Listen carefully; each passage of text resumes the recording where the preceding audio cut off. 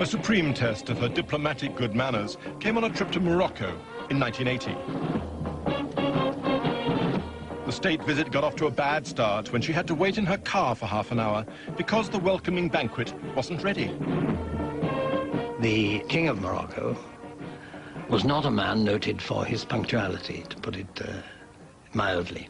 One has to understand the nature of the monarchy in Morocco, where the king is an absolute monarch. There's no good asking what time he's going to arrive anywhere. He arrives at the king's time. It became a nightmare for visit. He was enraged because he knew he was getting a very bad press in Britain.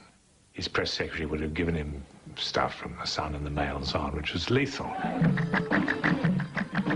Things went from bad to worse at an open-air lunch in the desert the next day. The Queen was left in an open tent to watch tribal dancing, while King Hassan attended to more pressing business in his air-conditioned caravan.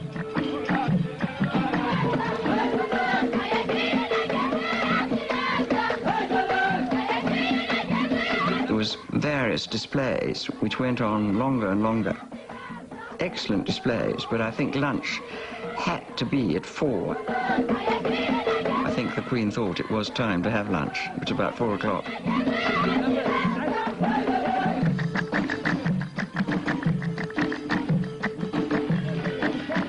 He had sent his chamberlain to see the Queen to say, could she postpone by 1 hour the dinner which she was holding on Britannia that evening. And I received this message, and I went to see the Queen and said, well, what do we do now?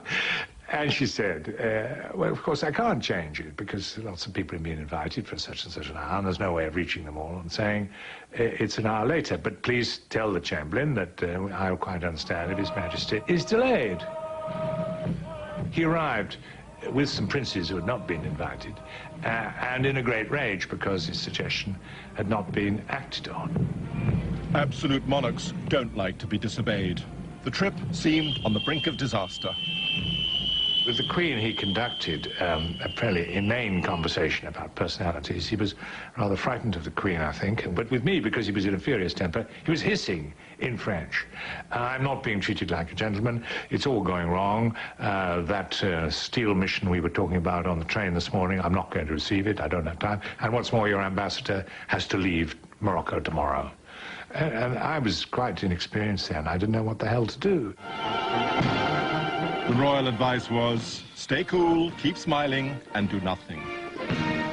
And this was right, because the next day was all smiles and presents of carpets, and everything was fine. And the ambassador in question was knighted by the Queen on Britannia.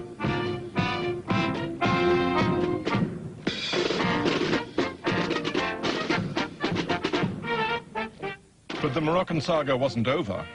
Protocol obliged the Queen to invite King Hassan back to London. Her Majesty's Foreign Office had learned from the first visit. They sent a special envoy out to Morocco on a delicate mission.